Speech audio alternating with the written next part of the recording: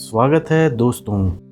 आज की कहानी हमारे पड़ोसी देश और भारत के अलावा एकमात्र हिंदू बहुसंख्यक राष्ट्र नेपाल से है। ये कहानी तब की है जब नेपाल में राजतंत्र हुआ करता था। हिमालय की गोद में बसा नेपाल एक ऐसा देश है जिसको कि बहुत शांतिप्रिय देश माना जाता है। पर साल 2001 में यहाँ एक ऐसा हत्याकांड हुआ जिसने कि न केवल नेपाल बल्कि पूरी दुनिया में भूचाल ला दिया, क्योंकि उस हत्याकांड में पूरा का पूरा नेपाल शाही परिवार खत्म हो गया था। इस हत्याकांड को दरबार हत्याकांड के नाम से भी जाना जाता है और कहते हैं कि अगर ये कत्लेआम ना हुआ होता तो नेपाल में आज भी लोकतंत्र के बजाय राजा का ही शासन होता। इस कहानी में लोगों का गुस्सा है, उनका प्यार है, सत्ता की लड़ाई है, नफरत है, रिश्तों की खटास है, षड्यंत्र है, एक कहानी के अंदर दूसरी कहानी है और यहाँ तक कि एक सदियों पुराना श्राप भी है। तो चलिए हम आपको उस रात की कहानी सुनाते हैं, जो रात नेपाल के लोगों के लिए एक बुरे सपने की तरह थी। पर उससे पहले अगर आपने अब तक पातक चैनल को सब्सक्राइब नहीं किया है तो जल्दी से चैनल को सब्सक्राइब कर बेल आइकॉन का बटन दबा दें ताकि आपको लेटेस्ट अपडेट मिलती रहे। कहानी शुरू होती है साल 2001 के नेपाल से, और उस वक्त का नेपाल आज के नेपाल से बिल्कुल अलग था, क्योंकि साल 2001 में नेपाल में राजशाही हुआ करती थी। हालांकि पूरी तरह राजशाही नहीं थी, क्योंकि उस वक्त नेपाल में राजशाही के अलावा संविधान और संसद भी मौजूद थे, पर फिर भी सबसे बड़ा शासक और सबसे ज़्यादा शक्तियाँ राजा के पास ही थी। साल 2001 में जब ये हत्याकांड हुआ तब उस वक्त नेपाल के जो राजा थे उनका नाम था राजा वीरेंद्र वीर विक्रम शाह। राजा वीरेंद्र अपनी पत्नी ऐश्वर्या, अपने बड़े बेटे युवराज दीपेंद्र वीर विक्रम शाह जो कि तब नेपाल के क्राउन प्रिंस थे, यानी अगले होने वाले राजा, और अपने छोटे बेटे राजकुमार निरंजन वीर विक्रम शाह के साथ नेपाल की राजधानी काठमांडू में मौजूद अपनी शाही महल नारायणहिटी दरबार में रहते थे। विक्रम संवत 2058 ज्येष्ठ 19 यानी 1 जून 2001 की रात इस नारायणहिटी महल के त्रिभुवन सदन में एक डिनर पार्टी चल रही थी। उस पार्टी में राजा वीरेंद्र के परिवार और उनके रिश्तेदारों को मिलाकर कुल 22 शाही मेहमान मौजूद थे, और क्योंकि ये एक शाही लोगों की प्राइवेट पार्टी थी इसलिए उसमें शाही मेहमानों के अलावा किसी भी बाहर के लोगों को आने की मनाही थी। यहाँ तक कि महल के जो सुरक्षाकर्मी और राजा के जो बॉडीगार्ड्स थे उन्हें भी जिस जगह पार्टी होती थी वहाँ रुकने की इजाज़त नहीं थी। रात करीब 8:50 पर अचानक महल के अंदर जिस त्रिभुवन सदन में पार्टी चल रही थी वहाँ से पहली गोली चलने की आवाज़ आती है। वहाँ से कुछ दूरी पर महल के सुरक्षाकर्मी और राजा के जो बॉडीगार्ड्स थे पहले तो उन्हें कुछ समझ नहीं आता। इतने में उन्हें फिर से गोली चलने की आवाज़ आती है, और इस बार गोली चलने की आवाज़ लगातार आ रही थी। ऐसा लग रहा था जैसे कोई मशीन गन चला रहा हो। इसके बाद महल के सभी सुरक्षाकर्मी त्रिभुवन सदन की ओर भागते हैं, और इसी बीच लगातार फायरिंग की आवाज़ आ रही थी। तकरीबन 5 से 7 मिनट की लगातार फायरिंग के बाद रात 8:57 पर 2 सिंगल शॉट पिस्टल की फायरिंग होती है, और फिर ये फायरिंग का सिलसिला बंद हो जाता है। इसी बीच महल के सभी सुरक्षाकर्मी और बॉडीगार्ड्स त्रिभुवन सदन में पहुंचते हैं, मगर वो जैसे ही अंदर दाखिल होते हैं उनके होश ही उड़ जाते हैं, क्योंकि पूरे कमरे में खून ही खून बिखरा पड़ा था। त्रिभुवन सदन के बिलियार्ड्स रूम में जहां पार्टी हो रही थी उसके फर्श पर 11 लोग खून से लिपटे पड़े थे, और उन 11 लोगों में से एक नेपाल नरेश राजा वीरेंद्र भी थे। उसके बाद जब सुरक्षाकर्मी बाहर गार्डन की तरफ गए तो उन्हें वहां और 3 घायल लोग मिले। उन तीनों में से एक रानी ऐश्वर्या थी, एक युवराज दीपेंद्र थे और एक राजकुमार निरंजन थे। उसके बाद आनन फानन में सभी घायलों को उठाकर गाड़ी में रखा जाता है और वो तुरंत हॉस्पिटल की तरफ निकलने लगते हैं। सबसे आगे राजा वीरेंद्र की गाड़ी चल रही थी, क्योंकि वो नेपाल के राजा थे और उन्हें बचाना सबसे ज़्यादा ज़रूरी था। अच्छी बात ये थी कि कई गोलियां लगने के बावजूद अब भी उनके शरीर में हरकत हो रही थी। करीब 12 से 15 मिनट बाद राजा वीरेंद्र की गाड़ी नारायणहिटी दरबार से लगभग 4.5 किलोमीटर दूर चाहुनी काठमांडू के एक आर्मी हॉस्पिटल में पहुंचती है, और उनके पीछे एक एक कर बाकी की गाड़ियां भी पहुंचती हैं। हॉस्पिटल पहुंचते ही डॉक्टर सबसे पहले राजा वीरेंद्र का इलाज शुरू करते हैं और किसी तरह उन्हें बचाने की कोशिश करते हैं, पर अफसोस कि राजा बच नहीं पाते, और हॉस्पिटल में पहुंचने के कुछ मिनट बाद ही राजा 9:15 पर दम तोड़ देते हैं। उस रात एक के पीछे एक कुल 14 लोग हॉस्पिटल में पहुंचे थे, जिनमें से राजा वीरेंद्र हॉस्पिटल पहुंचने के कुछ मिनट बाद ही दम तोड़ चुके थे। इसके अलावा 8 लोगों को हॉस्पिटल पहुंचते ही ब्रॉड डेड घोषित कर दिया गया था। उन 8 लोगों में राजा की पत्नी रानी ऐश्वर्या, उनका छोटा बेटा राजकुमार निरंजन, उनकी एकलौती बेटी राजकुमारी श्रुति, उनके सगे और सबसे छोटे भाई राजकुमार धीरेन्द्र, उनकी 2 सगी बहन राजकुमारी शांति और राजकुमारी शारदा, उनके बहनोई और राजकुमारी शारदा के पति कुमार खड़गा, और उनकी चचेरी बहन राजकुमारी जयंती थी। बाकी के बचे 5 लोगों का भी तुरंत इलाज किया जाता है, मगर उन 5 लोगों में से जो सबसे महत्वपूर्ण इंसान था और जिसकी जान की कीमत सबसे ज़्यादा थी, वो थे क्राउन प्रिंस और राजा वीरेंद्र के बड़े बेटे युवराज दीपेंद्र। युवराज दीपेंद्र के अलावा जो बाकी के 4 घायल लोग थे, उनमें राजा वीरेंद्र की सगी और सबसे छोटी बहन राजकुमारी शोभा, उनकी बेटी श्रुति के पति कुमार गोरख, उनके छोटे भाई राजकुमार ज्ञानेंद्र की पत्नी राजकुमारी कोमल और उनकी चचेरी बहन केतकी चेस्टर थी। इन चारों घायलों के इलाज के बाद डॉक्टर ने इन्हें खतरे से बाहर करार कर दिया, मगर युवराज दीपेंद्र की हालत अब भी बहुत गंभीर थी, क्योंकि वैसे तो उन्हें सिर्फ एक ही गोली लगी थी, मगर वो गोली सीधे उनके सिर में लगी थी। एक 9 mm की गोली उनके उल्टे कान के पीछे से घुसकर सीधे कान के ऊपर से बाहर निकल गई थी। इसकी वजह से वो कोमा में चले गए थे, इसलिए उन्हें आईसीयू में वेंटिलेटर पर रखा गया था। इधर अब तक नेपाल के जनता को इस हत्याकांड के बारे में कोई खबर नहीं थी, क्योंकि इस घटना के तुरंत बाद नारायणहिटी महल के बाहर जाने वाली सभी कम्युनिकेशन लाइंस को बंद कर दिया गया था। मगर फिर अगले दिन यानी 2 जून 2001 को इस घटना के करीब 14 घंटे बाद सुबह लगभग 11 बजे नेपाल रेडियो का कार्यक्रम रोककर यह ऐलान किया जाता है कि कल रात 9:15 पर राजा वीरेंद्र वीर विक्रम शाह का देहांत हो गया और अब उनकी जगह नेपाल का अगला राजा दीपेंद्र वीर विक्रम शाह को घोषित किया जाता है। इसके बाद बाकी के जिन जिन लोगों की मौत हुई उनके बारे में भी बताया गया। ये खबर सुनते ही नेपाल के लोग सुन्न रह गए। उनको विश्वास नहीं हो रहा था कि एक रात में पूरा परिवार कैसे ख़त्म हो सकता है। पूरा नेपाल सदमे में चला गया था, क्योंकि वो सभी लोग राजा वीरेंद्र को बहुत प्यार करते थे। नेपाल के लोग उन्हें साक्षात भगवान विष्णु का अवतार मानते थे और वो भगवान अब उनसे छिन गया था। सभी लोग रो रहे थे, बिलख रहे थे। वहीं दूसरी तरफ नए राजा दीपेंद्र अब जिंदगी और मौत के बीच लड़ रहे थे, इसलिए लोग उनकी सलामती के लिए भी दुआ कर रहे थे। इस हत्याकांड की खबर बहुत बड़ी थी, इसलिए देखते ही देखते ये खबर पूरी दुनिया में आग की तरह फैल गई। दुनिया भर से मीडिया के लोगों का नेपाल में जमावड़ा लग गया। शुरुआत में इस हत्याकांड को एक घटना बताया गया और कहा गया कि ये दुर्घटना ऑटोमेटिक हथियार के एक्सीडेंटल फायरिंग की वजह से हुई है, मगर नेपाल के लोगों को इस बात पर बिल्कुल भी विश्वास नहीं हुआ। उस वक्त के प्रधानमंत्री गिरिजा प्रसाद कोइराला ने भी इसे एक दुर्घटना ही करार दिया और लोगों से शांति बनाए रखने की अपील की।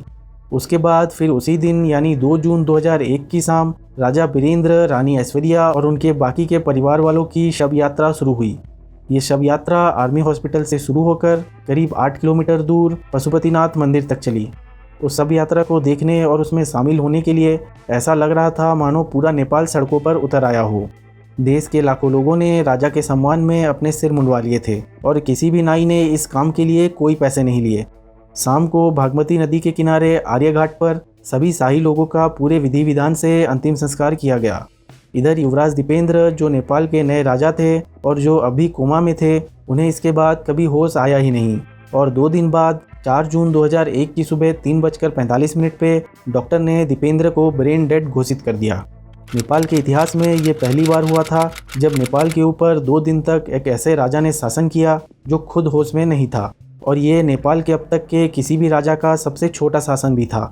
खैर, इसके बाद युवराज दीपेंद्र का भी सभी रीति रिवाजों के साथ अंतिम संस्कार किया गया। अब क्योंकि राजा वीरेंद्र के परिवार का कोई भी शख्स इस घटना के बाद जिंदा बचा ही नहीं, इसलिए उनके बाद जो एकमात्र शख्स उनकी गद्दी का हकदार था वो थे उनके छोटे भाई राजकुमार ज्ञानेंद्र वीर विक्रम शाह। इसलिए उसी दिन यानी 4 जून 2001 को राजकुमार ज्ञानेंद्र को नेपाल का नया राजा बनाया गया और वो पिछले 3 दिनों में नेपाल के तीसरे राजा बने। पर राजा ज्ञानेंद्र के सत्ता संभालते ही एक खबर जो पिछले 2 दिनों से गुपचुप तरीके से फैल रही थी वो अब खुलकर सामने आने लगी। और वो खबर ये थी कि 1 जून 2001 की रात नारायणहिटी दरबार में जो गोलीबारी हुई वो किसी और ने नहीं बल्कि युवराज दीपेंद्र ने ही की थी। इस खबर के आने के बाद नेपाल के लोगों को इस बात पर बिल्कुल भी विश्वास नहीं हुआ और वो लोग इस हत्याकांड की निष्पक्ष जांच की मांग करने लगे और सभी लोग ये जानना चाहते थे कि आखिर उस रात महल में क्या हुआ था। लोगों की मांग देखते हुए राजा ज्ञानेंद्र ने 2 लोगों की एक जांच कमेटी बनाई और उन 2 लोगों में से एक नेपाल सुप्रीम कोर्ट के चीफ जस्टिस केशव प्रसाद उपाध्याय थे और एक थे नेपाल के संसद के स्पीकर तारानाथ राणावत। इसके अलावा इस जांच में दुनिया की जानी मानी पुलिस डिपार्टमेंट स्कॉटलैंड यार्ड को भी शामिल किया गया और इन्वेस्टिगेशन शुरू की गई। अभी उधर ये जांच चल ही रही थी कि इधर हालात बिगड़ने शुरू हो गए। लोग सड़कों पर उतर आए, जगह जगह दंगे होने लगे और सभी लोग नए राजा ज्ञानेंद्र के खिलाफ प्रदर्शन करने लगे। नेपाल के कई लोग ये बिल्कुल नहीं चाहते थे कि राजा ज्ञानेंद्र उनके और नेपाल के नए राजा बने, क्योंकि उनकी छवि नेपाल के लोगों के बीच अच्छी नहीं थी, और खासकर कि उनके बेटे युवराज पारस वीर विक्रम शाह की, जो अब नेपाल के नए क्राउन प्रिंस थे। पूरे नेपाल में युवराज पारस को एक बिगड़ा हुआ और एक अय्याश रईस ज़्यादा माना जाता था। इसके अलावा युवराज पारस के ऊपर 2 अपराध के इल्ज़ाम भी लग चुके थे। एक बार उन्होंने शराब पीकर नशे में नेपाल के एक मशहूर सिंगर के ऊपर गाड़ी चढ़ा दी थी, और एक बार उन्होंने हाथापाई के दौरान काठमांडू में एक नाइट क्लब के बाउंसर के ऊपर गोली चला दी थी। पर इन दोनों ही केस में उनसे कभी कोई सवाल नहीं पूछा गया और ना ही इसके ऊपर कोई कार्रवाई की गई।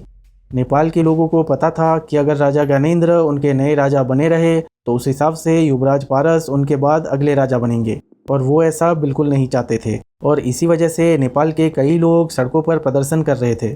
ये प्रदर्शन अगले कई दिनों तक ऐसे ही चलता रहा, जिसे रोकने के लिए नेपाल के प्रशासन ने बल प्रयोग भी किया और मिलिट्री का सहारा भी लिया।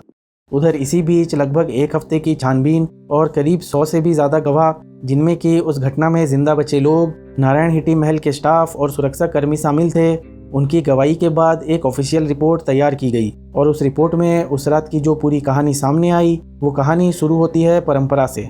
दरअसल नेपाल शाही परिवार में एक परंपरा थी कि वो हर महीने पहले और तीसरे शुक्रवार, यानी कि महीने में 2 बार एक डिनर पार्टी करते थे, जिनमें राजा वीरेंद्र के परिवार के अलावा सभी शाही मेहमान शामिल होते थे। वो मेहमान राजा या रानी के रिश्तेदार होते थे या फिर रिश्तेदारों के रिश्तेदार। 1 जून 2001 को महीने की पहली तारीख भी थी और शुक्रवार भी था। और इस पार्टी का जो पैटर्न था वो ये था कि किसी शुक्रवार ये पार्टी राजा देते थे तो किसी शुक्रवार रानी या फिर कोई और शाही सदस्य। इस बार यानी शुक्रवार 1 जून 2001 को जो पार्टी होनी थी, उस पार्टी की जिम्मेदारी क्राउन प्रिंस दीपेंद्र की थी। इस पार्टी की तैयारी उन्होंने कई दिन पहले से ही शुरू कर दी थी। जिस दिन ये पार्टी होनी थी उससे 2 दिन पहले बकाया उन्होंने सभी मेहमानों से खुद फ़ोन करके पूछा था कि शुक्रवार जो पार्टी होगी उसमें कौन कौन आ रहा है।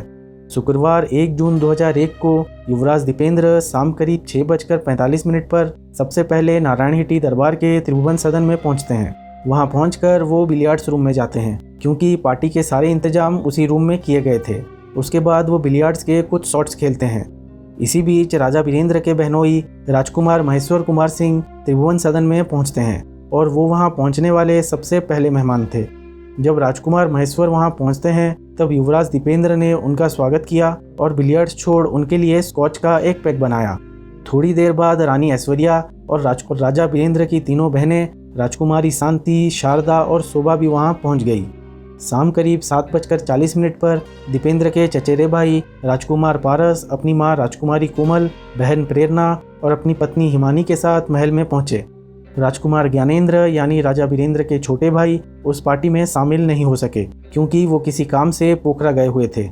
इसके बाद एक एक कर लगभग सभी लोग पार्टी में पहुंच चुके थे, मगर राजा वीरेंद्र अब तक पार्टी में नहीं पहुंचे थे, क्योंकि उस दिन वो अपने ऑफिस में एक पत्रकार को इंटरव्यू दे रहे थे। इसी बीच राजमाता और राजा वीरेंद्र की मां रानी रत्ना राज्य लक्ष्मी देवी साहब भी त्रिभुवन सदन में पहुंचती है, और जिस बिलियर्ड्स रूम में पार्टी चल रही थी उसके बगल वाले कमरे में जाकर बैठ जाती हैं। इधर बिलियर्ड्स रूम में सभी लोग एक दूसरे से बातें कर रहे थे।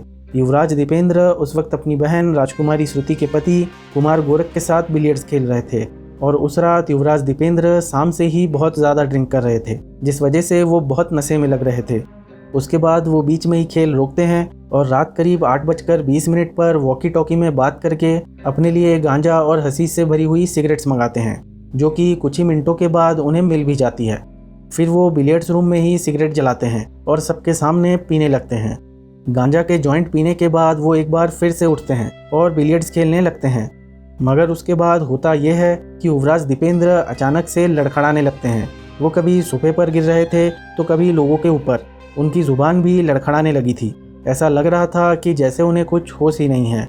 और ऐसा नहीं है कि उस दिन उन्होंने पहली बार गांजा या हसीस लिया हो, बल्कि इससे पहले कई बार वो बहुत ज़्यादा ड्रिंक किया करते थे और गांजा भी फूका करते थे। मगर उस रात ये पहली बार हुआ था जब वो अपना होश खो रहे थे।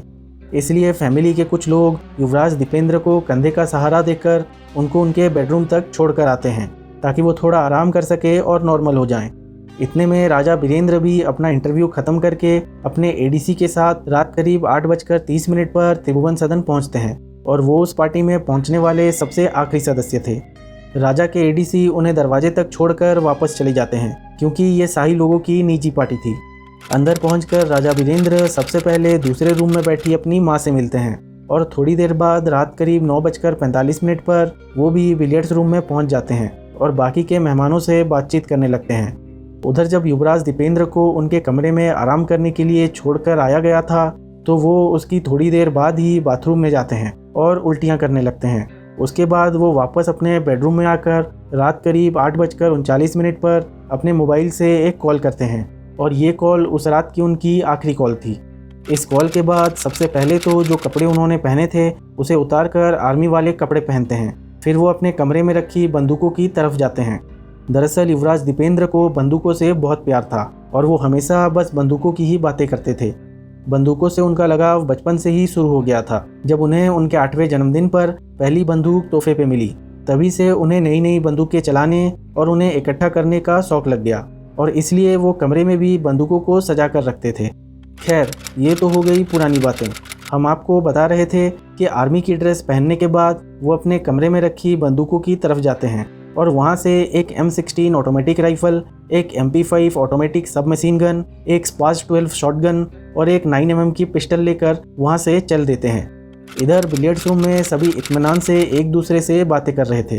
राजा वीरेंद्र भी अपनी हाथ में कोक का एक ग्लास लिए मेहमानों से गुफ्तगू कर रहे थे। रात लगभग 8:50 पर युवराज दीपेंद्र भी अचानक बिलियर्ड्स रूम में दाखिल होते हैं।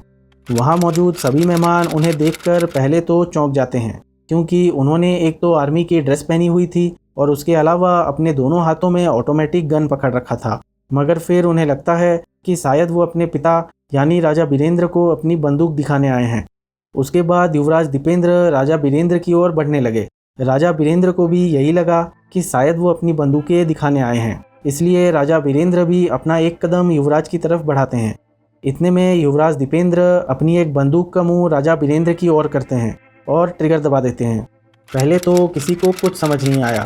उन्हें लगा कि शायद गलती से उनसे बंदूक चल गई हो, मगर इसके कुछ पल बाद ही लोगों ने देखा कि राजा वीरेंद्र धीरे धीरे नीचे गिर रहे हैं। उनके हाथ में जो कोक का ग्लास था वो भी नीचे गिर गया और जब राजा के पास खड़े लोगों ने ध्यान से देखा तो पता चला कि राजा वीरेंद्र के कंधे से खून निकल रहा है क्योंकि उनके गर्दन में गोली लगी थी। नेपाल नरेश को लहूलुहान ज़मीन पर गिरा देख पहले तो चीख पुकार मच गई, मगर अगले ही पल सभी लोग एकदम जम से गए कि आखिर ये हुआ क्या। इसके बाद युवराज दीपेंद्र ने जिस बंदूक से गोली चलाई थी उसे वहीं गिरा दिया और वहां से चले गए। उनके जाने के बाद लोगों ने राजा वीरेंद्र को संभाला और पार्टी में मौजूद डॉक्टर राजीव शाही ने अपना कोट उतारकर उनकी गर्दन पर लगा दिया ताकि खून का बहना रोक सके। ये सब देखने के बाद राजा वीरेंद्र ने नेपाली में 2 शब्द बोले, के गारोको, यानी ये क्या कर दिया, और ये शब्द उनके आखिरी शब्द थे। इसी बीच युवराज दीपेंद्र दोबारा कमरे में दाखिल हुए और इस बार भी उनके दोनों हाथों में बंदूकें थी।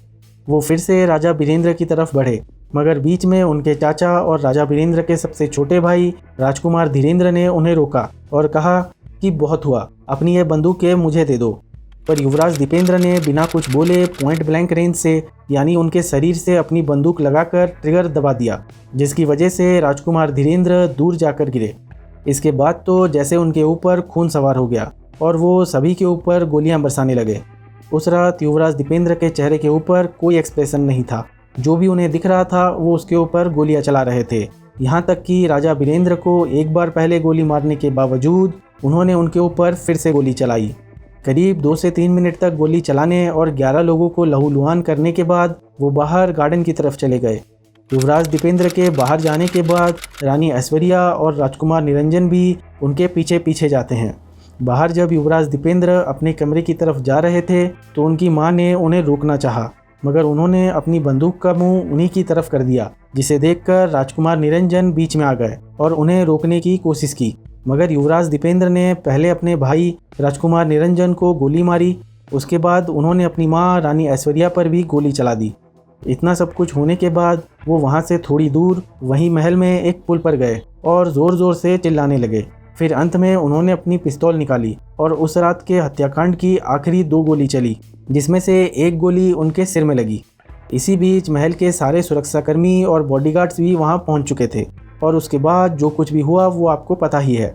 एक हफ्ते तक चली इस इन्वेस्टिगेशन रिपोर्ट में शुक्रवार 1 जून 2001 की रात नारायण हिटी दरबार में जो कुछ भी हुआ वो तो पता चल गया, पर अब भी एक चीज़ मिसिंग थी और वो था मोटिव यानी मकसद कि युवराज दीपेंद्र ने आखिर क्यों अपने परिवार के लोगों की जान ली और अंत में खुद भी मर गए। तो इसके जवाब में इन्वेस्टिगेशन कमेटी ने एक थ्योरी दी और इस थ्योरी की कहानी शुरू होती है इस घटना के करीब 6 साल पहले यानी साल 1995 से। साल 1995 में युवराज दीपेंद्र इंग्लैंड में पढ़ाई कर रहे थे। तब वहाँ उनकी मुलाकात देवयानी राणा नाम की एक लड़की से होती है। देवयानी राणा जो थी वो कोई आम लड़की नहीं थी, बल्कि उनकी माँ भारत के ग्वालियर राजघराने से ताल्लुक़ रखती थी। तो जब इंग्लैंड में ये दोनों एक दूसरे से मिले तो दोनों में दोस्ती हुई। धीरे धीरे मुलाकातों का सिलसिला बढ़ने लगा और दोस्ती प्यार में बदल गई। प्यार का परवान ऐसा चढ़ा कि अब दोनों एक दूसरे के बिना रहने का सोच भी नहीं सकते थे और फिर दोनों ने एक दूसरे से शादी करने का फैसला कर लिया। उसके बाद जब युवराज दीपेंद्र वापस नेपाल लौटे तो उन्होंने अपने परिवार को देवयानी राणा के बारे में बताया और उनसे शादी करने की इच्छा जाहिर की। तब उनकी मां रानी ऐश्वर्या और उनकी दादी ने इस शादी के लिए साफ मना कर दिया और उनके मना करने के पीछे एक और कहानी थी और वो कहानी थी उनकी पुरानी खानदानी दुश्मनी की। और उस कहानी को जानने के लिए हमें वक्त में और पीछे जाना होगा। दोनों घरानों की दुश्मनी की जो कहानी है वो शुरू होती है साल 1846 में। दरअसल साल 1846 में जंग बहादुर राणा, जो उस समय नेपाल राज्य में एक मामूली से काजी थे, उन्होंने अपने भाई की मदद से 14 सितंबर 1846 को नेपाल के महल में लगभग 40 लोगों को मौत के घाट उतार दिया। उसके बाद जंग बहादुर राणा ने नेपाल नरेश राजा राजेंद्र वीर विक्रम शाह को हाउस अरेस्ट कर अपने आप को नेपाल का परमानेंट प्रधानमंत्री घोषित कर दिया और वहीं से नेपाल में राणा वंश का शासन शुरू हुआ और ये शासन अगले 104 सालों तक चला। इन 104 सालों तक कहने को तो नेपाल के गद्दी पर शाह बैठे थे, पर उन्हें कंट्रोल राणा कर रहे थे। बाद में साल 1951 में नेपाल के राजा त्रिभुवन वीर विक्रम शाह ने भारत की मदद से दोबारा अपनी सत्ता कायम की और राणा वंश को नेपाल राजशाही के पद से हटना पड़ा। मगर जो दुश्मनी पिछले 104 सालों तक चली उसकी याद अब भी सबके जहन में थी और जो देवयानी राणा थी वो इसी राणा वंश की थी। इसलिए रानी ऐश्वर्या ऐसा बिल्कुल नहीं चाहती थी कि उनके घर में राणा परिवार की बहू आए। रानी ऐश्वर्या ये भी जानती थी कि युवराज दीपेंद्र नेपाल के क्राउन प्रिंस हैं और आगे चलकर नेपाल के राजा बनेंगे और अगर उनकी शादी देवयानी राणा से हुई तो उनकी पत्नी होने के नाते वो नेपाल की रानी बन जाएगी और इसलिए भी वो इस शादी के खिलाफ थी। वो चाहती थी कि युवराज दीपेंद्र की शादी उनके पसंद के हिसाब से हो, जो आगे चलकर नेपाल को अच्छा भविष्य दे। मगर युवराज दीपेंद्र इतना मना करने पर भी अड़े हुए थे कि अगर वो शादी करेंगे तो देवयानी राणा से। इसके बाद वो चोरी छुपे घर से बाहर देवयानी राणा से मिलने लगे, लिमिट से ज़्यादा शराब पीने लगे और गांजा हशीश जैसे ड्रग्स भी लेने लगे, जिसकी वजह से हुआ ये कि उन्हें दिए जाने वाले पैसों में कटौती कर दी गई और उनके ऊपर कई पाबंदियां भी लगाई जाने लगी। युवराज दीपेंद्र जो थे वो बचपन से ही क्राउन प्रिंस की तरह जिए थे। उन्हें कभी किसी चीज़ की कमी नहीं हुई और ना ही उन्हें किसी भी चीज़ के लिए मना किया गया। मगर अब जब उनके ऊपर कई पाबंदियां लगाई जाने लगी तो उन्हें ये खटक गया और इन सब चीज़ों ने उनके अंदर गुस्सा भर दिया। इसी बीच 1 जून 2001 की तारीख आती है और गुस्से में वो अपने परिवार के लोगों की जान ले लेते हैं। कॉल रिकॉर्ड में ये बात भी सामने आई कि 1 जून 2001 की रात नशे में धुत होने के बाद जब वो अपने बेडरूम में थे तो जो आखिरी कॉल उन्होंने अपने मोबाइल से की थी वो कॉल देवयानी राणा को ही की थी। उन्होंने गुड नाइट बोलकर कहा था कि अब वो उनसे कल मिलेंगे, मगर उस रात के बाद उनकी अगली सुबह कभी हुई ही नहीं। इन्वेस्टिगेशन टीम ने इस बारे में देवयानी राणा से भी बात करने की कोशिश की, मगर 2 जून 2001 को जब देवयानी राणा को इस हत्याकांड की खबर मिली तो वो उसी दिन नेपाल छोड़कर भारत आ गई थी और उसके बाद कभी वापस नेपाल नहीं लौटी। इन्वेस्टिगेशन टीम की जब इस रिपोर्ट और उनकी थ्योरी को नेपाल के लोगों को बताई गई तो किसी ने भी उनकी बात पर यकीन नहीं किया और उनके यकीन ना करने की पीछे की वजह थी। उनके हिसाब से युवराज दीपेंद्र बहुत ही समझदार इंसान थे और अपने परिवार से बहुत प्यार करते थे। एक लड़की के चक्कर में वो कभी अपने परिवार की जान नहीं ले सकते थे। इसके अलावा जो इन्वेस्टिगेशन की रिपोर्ट आई उसमें अभी भी बहुत सारे ऐसे सवाल थे जिनके जवाब कभी नहीं मिले। जैसे कि अगर युवराज दीपेंद्र को देवयानी राणा से शादी करनी थी तो उन्होंने अपने आप को गोली क्यों मारी। दूसरा सवाल कि उस रात सबसे आखिर में युवराज दीपेंद्र की पिस्टल से 2 गोली चली थी, मगर उन्हें लगी सिर्फ एक ही गोली थी और कोई भी इंसान अपने आप पर 2 गोली नहीं चला सकता। तीसरा कि युवराज दीपेंद्र का मरने के बाद पोस्टमार्टम क्यों नहीं किया गया। चौथा कि युवराज दीपेंद्र राइट हैंडेड थे, मतलब कि वो हर काम अपने दाएं हाथ से करते थे, बावजूद इसके उस रात उन्होंने खुद को बाएं हाथ से गोली मारी। क्योंकि जो गोली उन्हें लगी वो गोली उनके सिर में बाएं से घुसकर दाएं तरफ से निकली थी। पांचवा कि इतने बड़े इन्वेस्टिगेशन को सिर्फ 1 हफ्ते के जांच के बाद ही ख़त्म कर दिया गया और इस जांच में स्कॉटलैंड यार्ड जैसे पुलिस डिपार्टमेंट के होने के बावजूद किसी भी चीज़ की फॉरेंसिक जांच नहीं की गई। छठा कि सभी सुरक्षाकर्मी, एडीसी और गार्ड्स को बिलियर्ड्स रूम में पहुंचने में इतना वक्त क्यों लगा। बेशक प्राइवेट पार्टी होने की वजह से वो उस रूम में नहीं थे, मगर थे तो वो महल के अंदर ही। और सातवां कि जो उनकी शादी के सबसे ज़्यादा खिलाफ थी वो थी उनकी माँ रानी ऐश्वर्या। इसके बावजूद उन्होंने सबसे लास्ट में रानी ऐश्वर्या को गोली मारी। इसके बाद तब से लेकर अब तक उस रात जो कुछ भी हुआ वो क्यों हुआ, किसने किया, उसको लेकर देवयानी राणा वाली थ्योरी के अलावा 3 और थ्योरी आई। पहली थ्योरी ये आई कि 1 जून 2001 की रात नारायण हीटी महल में जो कत्लेआम हुआ वो किया तो युवराज दीपेंद्र ने ही था, मगर उसके पीछे मकसद देवयानी राणा या उनकी शादी नहीं थी, बल्कि वो थी उनके अपने पिता यानी राजा बीरेंद्र को लेकर गुस्सा और उनके राजनीतिक फैसले, जिसकी शुरुआत होती है साल 1990 से। दरअसल साल 1990 में जब युवराज दीपेंद्र इंग्लैंड में पढ़ाई कर रहे थे, उधर इस वक्त नेपाल में जनता सड़कों पर उतर आई और प्रदर्शन करने लगी। उनकी मांग थी कि नेपाल में भी राजशाही खत्म करके लोकतंत्र लागू किया जाए। राजा बीरेंद्र बहुत ही शांतिप्रिय और समझदार इंसान थे, इसलिए उन्होंने पब्लिक की मांग सुनी और नेपाल में राजशाही को खत्म कर संवैधानिक राजशाही को लागू कर दिया और दूसरी पार्टियों को चुनाव लड़ने और लोगों को उनके हिसाब से देश का प्रधानमंत्री चुनने का हक दिया। हालांकि उसके बाद भी नेपाल के राजा के पास बहुत सारी ताकत मौजूद थी। उनके इस फैसले से देश में तो शांति हो गई, मगर उनके परिवार में विद्रोह शुरू हो गया। कहते हैं कि शाही परिवार में सिर्फ राजा बीरेंद्र ही ऐसे थे जो लोकतंत्र को समर्थन करते थे, और जब इस बारे में युवराज दीपेंद्र को पता चला कि राजा बीरेंद्र ने बहुत सारी ताकत नेपाल की जनता को सौंप दी है तो उन्हें बहुत गुस्सा आया। फिर साल 2000 आते आते नेपाल के कई इलाकों में माओवादी संगठन अपना पैर जमा चुके थे। माओवादी संगठन नेपाल में विद्रोह कर रहे थे और उस वक्त की सरकार ये चाहती थी कि राजा बीरेंद्र माओवादियों को रोकने के लिए सेना का इस्तेमाल करे। बावजूद इसके राजा बीरेंद्र ने उन्हें रोकने के लिए कोई सेना नहीं भेजी। वो बिल्कुल भी नहीं चाहते थे कि नेपाल की सेना नेपाल के अपने ही लोगों पर गोलियां चलाए, और वो इस मसले को बातचीत करके सुलझाना चाहते थे। पर वहीं युवराज दीपेंद्र के हिसाब से माओवादियों को रोकने के लिए तुरंत सेना भेजकर उनका खात्मा करना चाहिए था, और इन्हीं सब नरम फैसलों और नेपाल की जनता को बहुत सारी ताकत देना उन्हें खटक गया। वो नेपाल में पूरी तरह राजशाही चाहते थे, इसलिए उन्होंने राजा बीरेंद्र को ख़त्म कर खुद राजा बनना चाहा। मगर इस थ्योरी में भी एक सवाल अब भी वही है कि अगर वो राजा बनना चाहते थे तो अंत में उन्होंने खुद की जान क्यों ली। दूसरी थ्योरी ये भी आई कि 1 जून 2001 की रात जिसने लोगों पर गोली बरसाई वो युवराज दीपेंद्र नहीं बल्कि उनके भेष में कोई और था, और इस हत्याकांड को भारत और अमेरिका की खुफिया एजेंसी रॉ और CIA ने अंजाम दिया था। हालांकि इस बात का कभी कोई सबूत नहीं मिला। अब तीसरी और आखिरी थ्योरी जो आई वो ये थी कि सत्ता हथियाने के लिए इस पूरे कांड की प्लानिंग राजा बीरेंद्र के छोटे भाई यानी राजकुमार ज्ञानेंद्र और उनके बेटे राजकुमार पारस ने की थी। ये थ्योरी इसलिए आई क्योंकि उस रात हत्याकांड में राजा बीरेंद्र का पूरा परिवार खत्म हो गया, मगर वहीं हैरत अंगेज तरीके से उनके छोटे भाई राजकुमार ज्ञानेंद्र के परिवार का एक भी सदस्य नहीं मरा। सिर्फ राजकुमारी कोमल यानी राजकुमार ज्ञानेंद्र की पत्नी को एक गोली लगी थी, जो कि बाद में जिंदा बच गई। इसके अलावा राजकुमार ज्ञानेंद्र उस पार्टी में मौजूद भी नहीं थे और किसी काम से पोखरा गए हुए थे, जबकि राजा बीरेंद्र के सगे भाई होने के नाते वो शाही परिवार में बहुत ही महत्वपूर्ण इंसान थे। और इस हत्याकांड में जो सबसे ज़्यादा फायदा हुआ वो भी राजकुमार ज्ञानेंद्र का ही हुआ, क्योंकि बाद में वो खुद नेपाल के नए राजा बने। हालांकि राजा ज्ञानेंद्र और युवराज पारस ने इस हत्याकांड में उनका कोई भी हाथ होने से साफ मना कर दिया और उनके खिलाफ कोई सबूत भी नहीं मिले।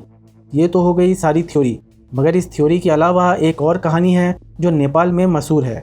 वो कहानी जुड़ी हुई है एक सदियों पुराने श्राप से। कहते हैं कि शुक्रवार 1 जून 2001 की रात नारायण हीटी महल में जो कुछ भी हुआ वो शायद पहले से ही तय था, और अगर ऐसा ना होता तो शायद वो श्राप झूठा होता। इस श्राप की कहानी सदियों पुरानी है और कुछ इस तरह की है कि एक बार राजा पृथ्वी नारायण शाह, जो कि शाह वंश के पहले राजा थे, वो जब जंगल की तरफ गए थे तो उन्हें वहाँ एक साधु मिले। साधु को देखकर उन्होंने सबसे पहले उनको प्रणाम किया और फिर उनकी खातिरदारी में उन्हें खाने के लिए एक कटोरी दही भेंट की। उस साधु ने दही ली, उससे थोड़ा सा खाया और फिर वो जूठी दही राजा को वापस दे दी और कहा कि अब तुम भी इस दही को खाओ। मगर राजा पृथ्वी नारायण शाह ने दही जूठी होने की वजह से उसे नहीं खाया और नीचे गिरा दिया, जिसकी वजह से सारी दही राजा के पैरों में गिर गई। ये देखकर उस साधु को बहुत गुस्सा आया और उन्होंने राजा से कहा कि तुमने मेरा अपमान किया है। और फिर राजा पृथ्वीनारायण शाह को एक श्राप दिया कि शाह वंश नेपाल में सिर्फ अगली 10 पीढ़ी तक ही राज करेगी और शाह वंश का 11वां राजा नेपाल का आखिरी राजा होगा। और ऐसा हुआ भी। राजा वीरेंद्र जो थे वो शाह वंश के 10वें शासक थे। उनके बाद नेपाल के 11वें शासक राजा ज्ञानेंद्र बने। मगर राजा ज्ञानेंद्र को नेपाल की जनता उतनी पसंद नहीं करती थी। ऊपर से उनके बेटे युवराज पारस की छवि खराब थी और दरबार हत्याकांड से उनका नाम भी जोड़ा गया। इसके अलावा राजा ज्ञानेंद्र ने साल 2005 में नेपाल की संसद को खत्म कर सारी ताकत अपने हाथ में ले ली थी। वो चाहते थे कि नेपाल में पूरी तरह राजशाही हो, मगर उनका ये दाव उल्टा पड़ गया क्योंकि उनके विरोध में लोग फिर से सड़कों पर उतर आए और फिर उनके दबाव में आकर 1 साल बाद ही 2006 में संसद को फिर से वापस खड़ा करना पड़ा। इसके कुछ वक्त बाद नेपाल संसद ने एक प्रस्ताव पारित कर नेपाल के राजा की सारी ताकत छीन ली और साल 2008 में नेपाल में राजशाही पूरी तरह खत्म हो गई और नेपाल को पूरी तरह एक लोकतांत्रिक देश घोषित कर दिया गया। इसीलिए ही लोगों का इस वर्षों पुराने श्राप पर विश्वास बढ़ जाता है, क्योंकि उस रात अगर ये दरबार हत्याकांड नहीं होता तो शायद आज भी नेपाल में राजा वीरेंद्र या फिर उनके बेटे युवराज दीपेंद्र ही शासन कर रहे होते, क्योंकि नेपाल की जनता इन दोनों से ही बहुत प्यार करती थी। तो कुल मिलाकर आज 2024 में दरबार हत्याकांड को 2 दशक से भी ज़्यादा हो चुके हैं, मगर आज भी लोगों को ये नहीं पता कि आखिर 1 जून 2001 की रात नारायणहिटी महल के अंदर जो कुछ भी हुआ वो किसने किया और क्यों किया। वहीं दूसरी तरफ अगर सरकारी रिपोर्ट और उस घटना के चश्मदीदों की माने तो ये सब युवराज दीपेंद्र ने ही किया था, मगर ऐसा करने के पीछे उनका मकसद क्या था ये आज भी एक बहस का मुद्दा है। तो ये थी कहानी नेपाल के दरबार हत्याकांड की। इस कहानी के बारे में अपनी राय कमेंट सेक्शन में ज़रूर दें। वीडियो अच्छा लगा हो तो लाइक और शेयर करें और ऐसे ही क्राइम से जुड़ी वीडियोज़ के लिए चैनल को सब्सक्राइब कर बेल आइकॉन का बटन दबा दें। देखने के लिए शुक्रिया। मिलते हैं अगली वीडियो में।